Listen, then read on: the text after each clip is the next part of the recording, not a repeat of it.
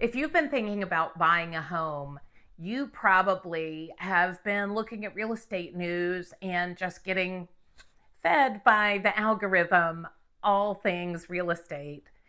And you probably have some questions on what all these changes are as a result of the National Association of Realtors settlement and everything that's coming changes to the real estate industry. But how do they impact you as a buyer?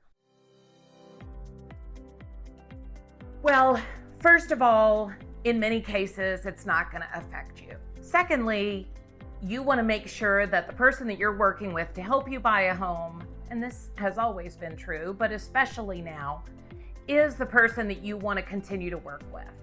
Make sure that you're in a good situation, that you feel good about the person that you have hired to help you find a home and help you negotiate and get you to closing on that new home that you're purchasing. So that means ask a lot of questions, ask friends, get recommendations and referrals from friends so that you're making a conscious decision and not just, calling your best friend's cousin that got their license yesterday. Not that there's anything wrong with the best friend's cousin, but just be mindful that it has always been important and is even more important now. You may have heard that you as the buyer are going to have to be paying the commission for your buyer's agent, and that is true, and it is also not quite true.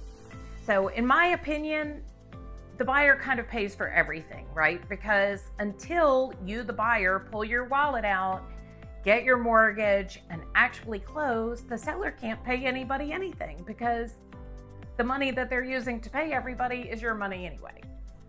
So they're not paying anyone until their home sells.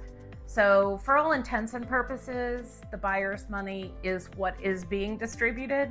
Taking that aside, let's say that you fall in love with the house and the listing agent, the listing company, the seller, they're not offering any commission to be paid to the buyer's agent. And you, maybe a first-time home buyer, are like, wait a minute, I don't have the cash to pay. I don't know how I'm going to pay. I don't know what to do here.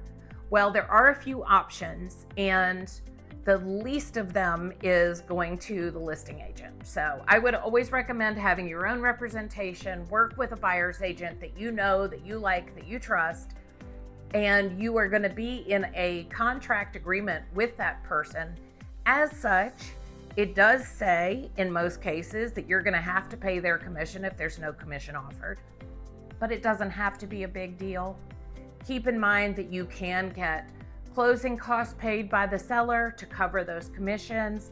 You can sometimes roll the commission into the price of the home, and it can be financed into your mortgage. This all depends on the type of loan you have, but there almost always is a way to solve it without you having to take cash out of your pocket or write an actual check to your agent.